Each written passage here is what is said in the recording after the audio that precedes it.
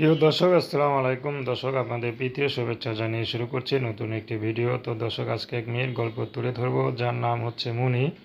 মনির বিয়ে শাদী হয় নাই, বিয়ে শাদী করবে। মনি পড়াশোনা বেশি দূর করতে পারেনি। তো এক মনির পরিবারে শুধু একটি ভাই আছে আর মা আছে। এছাড়া মনির পরিবারের আর কেউ নেই। তাদের মাথার উপর কোনো ছায়া নেই মা ছাড়া। মাও এমনিতেই অসুস্থ, অভাবে সংসার, মা কোনো কাজবাজ করতে পারে না। তো মনি পাশের বাসায় সেলাই কাজ করতো আগে, এখন ঝিয়ের কাজ করে, কারণ সেলাই কাজ করে যা ইনকাম হয় তাতে দিয়ে সংসার চলে না। তো এখন তার এক আন্টি আছে পরিচিত, সে আন্টির বাসায় কাজ করে। কাজ করলেও তাকে ঝিয়ের মতো দেখে না, তাকে তার মেয়ের মতোই দেখে। তাকে সবসময় ভালো খাবার দেয়, ভালো পোশাক দেয়, কখনো ছোট করে দেখে না। তো মনিক সেখানে খুশি হয়ে সেখানে কাজবাজ করে, তার ঘর সব কিছু সামলিয়ে রাখে। তো মনি চাচ্ছে এভাবে কতদিন, মনি এখন চাচ্ছে বিয়ে শাদী করতে।